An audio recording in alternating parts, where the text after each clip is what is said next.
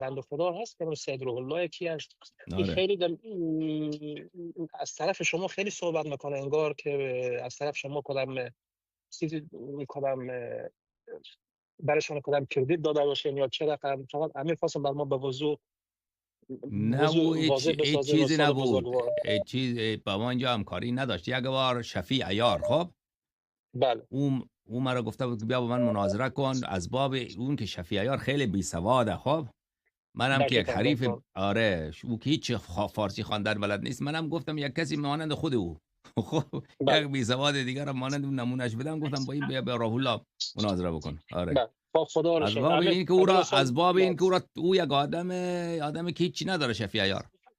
بله دقیقاً نه دقیقاً آره نه سواد داره نه میتونه کتاب بخونه هیچی.